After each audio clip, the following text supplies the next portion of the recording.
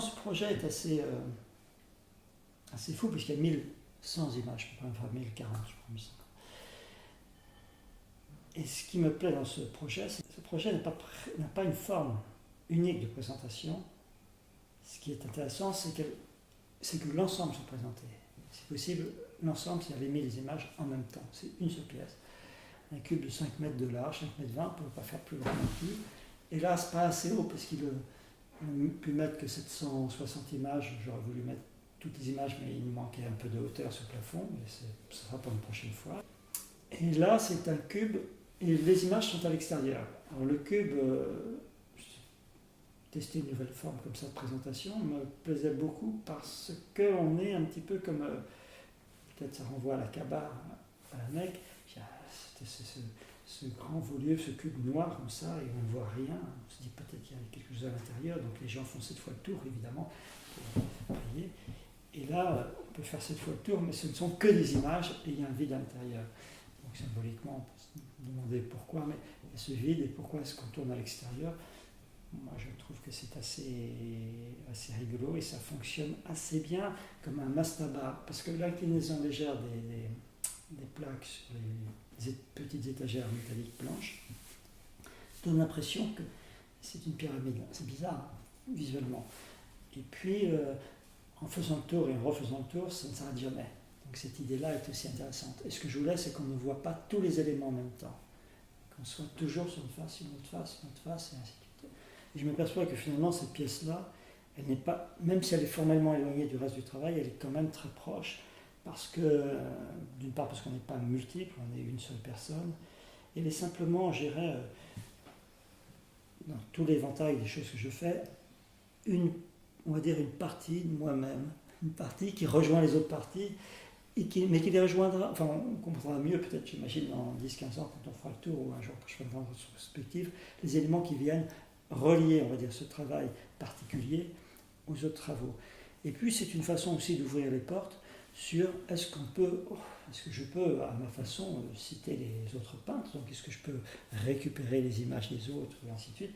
C'était la question posée au départ dans ce travail. J'ai souvent essayé de faire des citations, mais ça ne marchait jamais vraiment. Et là, je voulais savoir si ça pouvait fonctionner. Il fallait que je passe par cette étape-là. Donc voilà, puis, une chose en amène une autre, qui en amène une autre. Et parfois, justement, quand on crée un projet comme celui-là, il ne nous amène pas exactement là où on voulait aller, mais ailleurs. C'est ça qui est intéressant, c'est qu'on croit arriver à un but X et on arrive on aboutit dans une direction pas opposée, mais une chose qu'on n'attendait absolument pas. C'est ça qui est intéressant. Ça ouvre. C'est vrai que ces catalogues, je les ai faits sur 10 ans. J'ai pris 10 catalogues, 10 années, 2003-2013. Après 2013, il n'y a plus de catalogue. Je suis passé à Internet. Les artistes, oui, au départ, ce qu'il fallait, c'était quand même repérer les artistes hyper reconnus, Warhol, Picasso, tous ces gens qui sont dans la foire de Bâle. Jeff Koons et tout ça. Évidemment, c'est une façon de travailler sur les icônes de l'art contemporain, de les ramener à moi. C'est amusant. Plus petit à petit, je dirais, le travail avançant, évidemment, je me suis dit que ça ne suffisait pas et que si je faisais que les icônes, les grandes icônes de l'art contemporain, ça serait quelque chose un peu trop systématique et trop facile. Et qu'au fond, un jeune artiste qui était déjà à la foire de Bâle, qu'on ne connaissait pas vraiment, pouvait devenir, 10 ans après, un grand artiste comme l'a été Warhol, et ainsi de suite. C'est pour ça que je me suis dit qu'il fallait mieux être beaucoup plus généreux, travailler plus en transversal comme ça et amener, on va dire, des images un petit peu tout le monde, quoi. Ce qui n'empêche pas que dans ces 1000 images, on va retrouver peut-être 4-5 fois Louise Bourgeois, 3-4 fois Picasso, ou 5 ou 6 fois, je ne sais plus, 2-3 fois Fernand Léger, et ainsi de suite. Et puis quelques artistes parfois très rares, comme Joseph Beuys, qui n'apparaît qu'une seule fois sur 10 catalogues, 10 années. Et ça on se dit, tiens, c'est marrant, il y a des artistes qui sont très peu dans les foires. D'ailleurs, comment s'appelle, Anselm Kiefer, il y a très peu.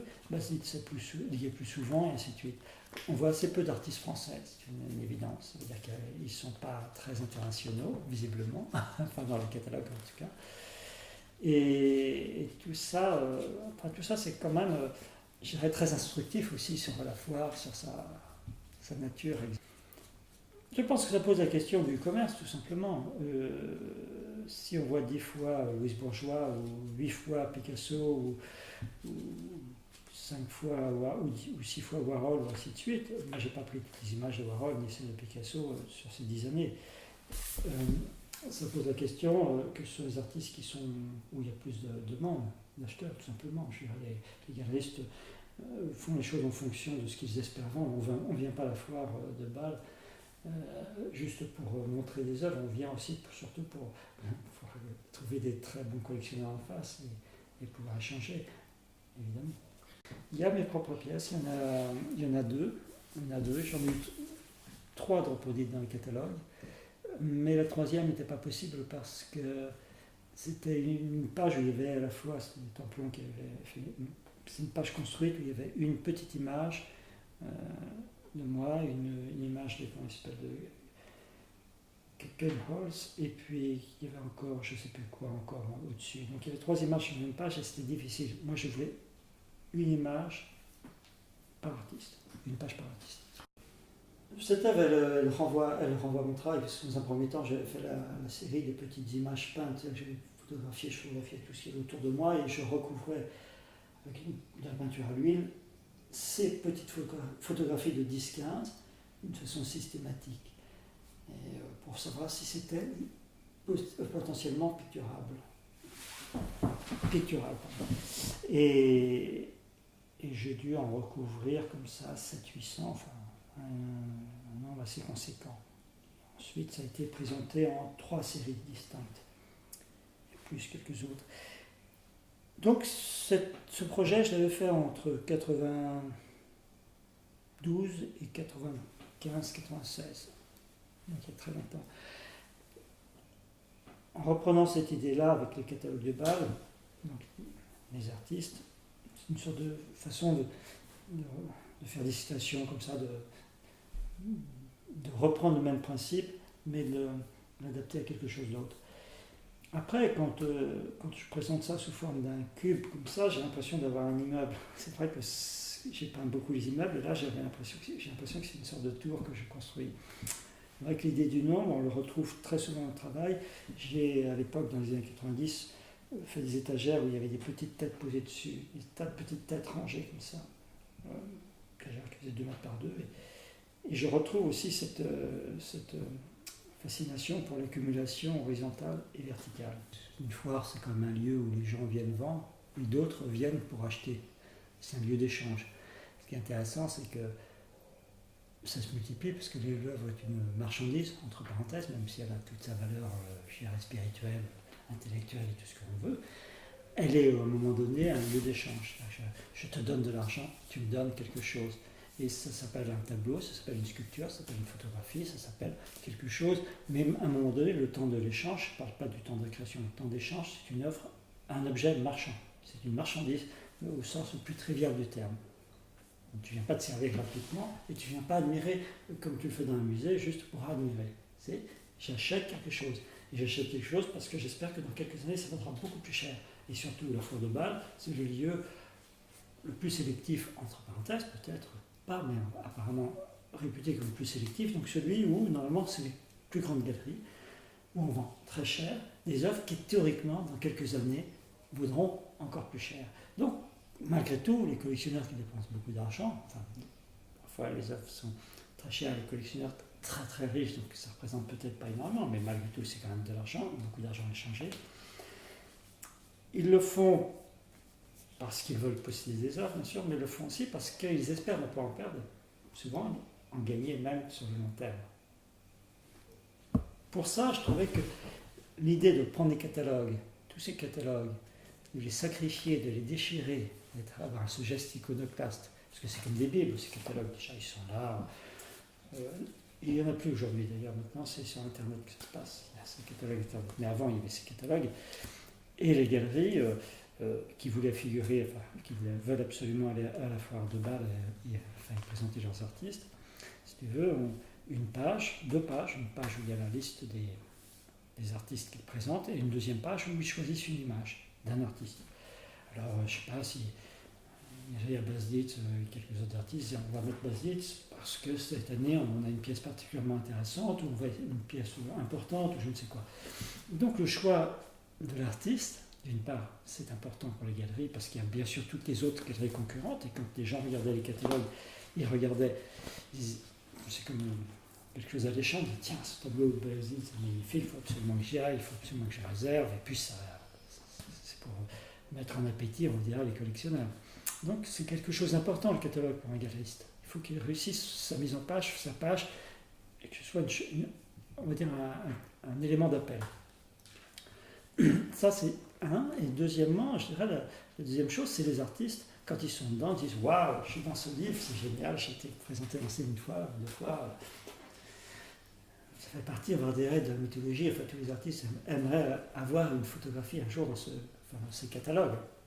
Donc, j'appelle ça une sorte de Bible, comme ça. Alors, l'idée de déchirer ces catalogues qui sont souvent dans les bibliothèques et collectionneurs, qui montrent par là même qui sont passés à la foire de Bâle, qui y ont été, c'est comment on va à la Mecque, on va à la foire de Bâle, quand on est collectionneur, il y a un côté un peu comme ça. Donc je trouvais que c'était très rigolo d'être là et de commencer un premier geste déchiré. Sacrifier le livre. Sacrifier le livre, c'est difficile. Mais voilà. Deuxième temps, la taille du livre, c'est 21-29-7. Ce qui est très intéressant, c'est qu'on a une feuille à 4. Donc ça, c'est génial. Deuxième temps, cette feuille, moi, mon idée, c'était de recouvrir de peinture chaque feuille, enfin les feuilles sélectionnées. Mais bien sûr, si je le faisais sans les coller sur une marouflée, sur une toile, enfin sur une feuille d'aluminium, comment on dit, le papier n'allait pas tenir comme ça. Donc il fallait qu'il y ait un élément rigide et solide, surtout pour la présentation ensuite. Donc j'ai marouflé chacune des images sur une feuille d'aluminium de 21-29-7, et ensuite j'ai préparé la page, ensuite en passant une couche de protection pour ne pas que la peinture à l'huile vienne abîmer le papier et le brûler. J'avais fait ça une fois et 3-4 ans après, le papier, qui est un papier souvent de mauvaise qualité, avait complètement disparu, enfin, c'était devenu quelque chose de catastrophique. Donc là, j'ai tout préparé. Et donc, quelque part, j'ai préparé mes petites icônes, parce que de ce geste iconoclaste, j'ai commencé à travailler sur l'idée des icônes, les icônes de l'art contemporain qui sont présentées à Bâle, à travers les grands artistes et ce qu'ils présentent, mais les icônes ici, enfin, pour avoir ce geste de recouvrement, de recopiage des images, un peu à la façon je dirais, des moines copistes qui, à l'époque, recopiaient l'image du Christ comme ça pour en faire des icônes. Et on passait évidemment de la position horizontale à la position verticale pour la présentation. Donc ce geste-là de peindre à plat, recopier pour mémoriser, parce qu'il est vrai qu'en plus, ça c'est le côté personnel, quand moi j'étais jeune en Afrique, j'avais une mémoire pas moyenne. Et comme on faisait beaucoup de par cœur là-bas, j'étais un petit peu handicapé par rapport à mes copains béninois qui, eux, avaient une très bonne mémoire. Parce que et alors, j'avais compris qu'il fallait que j'écrive tout, j'ai une mémoire visuelle. Et en écrivant, je retenais. Donc l'idée de repeindre ces images qui sont à la fois des photographies, des peintures, des sculptures, enfin des photos des installations, l'idée de repeindre par-dessus, c'était entre parenthèses une façon pour moi de reconnaître un peu mieux, connaître mieux, enfin rentrer à l'intérieur de moi, c'est cette histoire de l'art, d'une certaine façon. Mais c'est surtout l'idée de recouvrir tout, de tout mettre à zéro, parce que si je regarde un livre de Bâle, je vois bien mon nez qu'il s'agit d'une sculpture. Je vois bien qu'elle est installée dans un parc, ou celle-là, elle est sur un socle. Et là, je vois une photographie. Et là, je vois une vidéo de Bill Viola. Bill Viola, une vidéo, mais je ne sais pas. Et là, je vois une installation de Pascal Martin Taillou. Et là, je vois une photo de Cindy Sherman, une peinture de Gerhard Richter, une peinture de Marat, et ainsi de suite. Et ce qui est intéressant, c'est qu'en recouvrant tout de la même façon, j'avais un geste égal pour traiter toutes les images. J'essayais de faire à peu près 4 images par heure en les recouvrant, pour avoir toujours la même énergie. Ne pas m'appliquer trop sur les détails. Avoir juste la mémoire d'une image sans aller dans le petit détail et travailler sur l'idée d'accro. Pourquoi l'huile ? Parce que je trouve que l'huile a cet aspect aussi un petit peu, entre parenthèses, ringard ou quelque chose. Oui, c'est des croûtes. Donc l'idée, justement, Gajurovski fait toute une série avec les croûtes, qu'il intitule les croûtes. C'est un peu dans cette idée-là de recouvrir avec une touche épaisse pour que l'on voit bien la trace, quelque chose du genre la grosse peinture comme ça qui vulgarise un petit peu tous les éléments et qui les égalise de la même façon. Et donc on se retrouve avec des images qui, quelque part, sont toutes au même niveau. Et comme elles sont peintes, comme la peinture les égalise, quelque part, ça devient presque énigmatique, parce qu'une photographie devient une peinture, une sculpture devient une peinture, enfin tout devient peinture, tout devient petit tableau. Ici c'est le Wolfgang Gleb, une installation qui devient une petite peinture aussi. Et tout ça c'est absurde, complètement débile, mais c'est parce que c'est débile que c'est génial aussi. Voilà, donc ça fait constitué dans un petit catalogue comme ça devient une sorte de petite Bible à nouveau, ou de Coran, de ce qu'on veut, enfin, une sorte de... c'est un manifeste un petit peu. Voilà, c'est ce que je veux. Là, il y a un livre de 500 pages, bientôt il y aura celui de 1000 pages qui est 1000 images, un peu plus de 1000, enfin 1001 pages peut-être, ce qui constituera avec une couverture cartonnée qui sera le prochain morceau envisagé pour ce travail.